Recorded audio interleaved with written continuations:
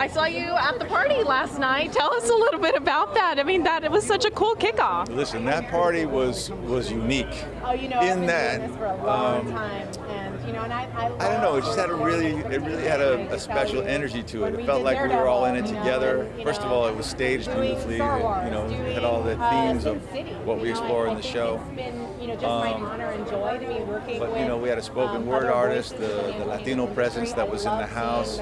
It just really kind of felt like a massive family party, and that's kind of an energy we want to create. I think part of what we're here for today, beyond celebrating the release of DMZ, is the presence of people of color within the story.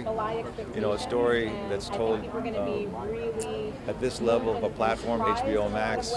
You know, the good news is the industry is finally catching up with the fact that our story is as valid as anybody else's, and to see it happen. Ava's not here, so they're just talking about me because I'm here. But she was there. They were talking about and Ava DuVernay, who was the helmer of our pilot episode. It's just time for real celebration. I do know. You know, you talk about the energy, and I definitely felt it as a Latina woman being there. What is it like to really have, you know, like you said, people of color being put first and really just being more intentional? What is that like? Well, her focus has been, you know, what it really comes down to is television and documentary. It's really harmful to minimize our existence, and that's done by not including us in the stories that are typically generated out of Hollywood or the industry.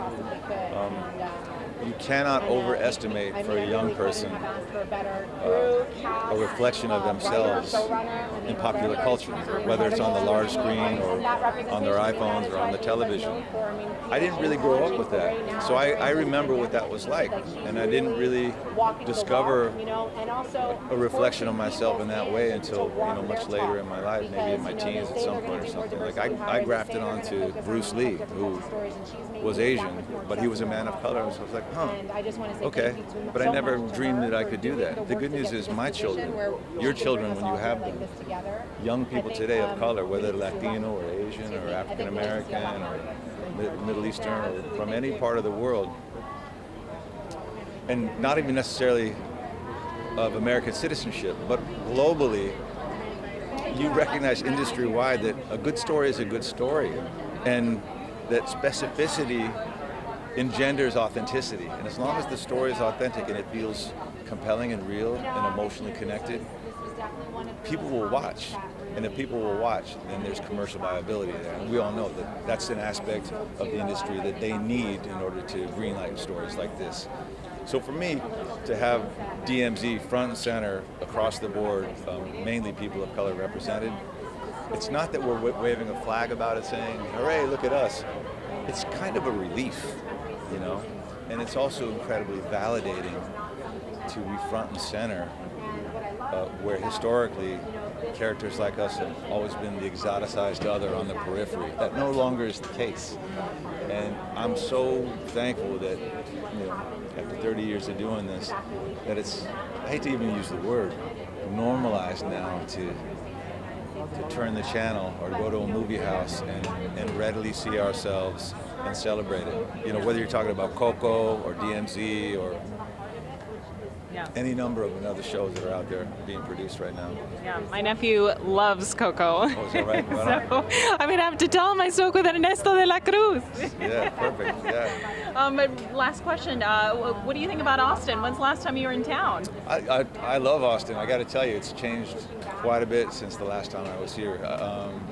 We shot a movie back in 1999. I was here with Sandy Bullock shooting Miss Congeniality. I think I've heard of it. And it was, do you remember that film?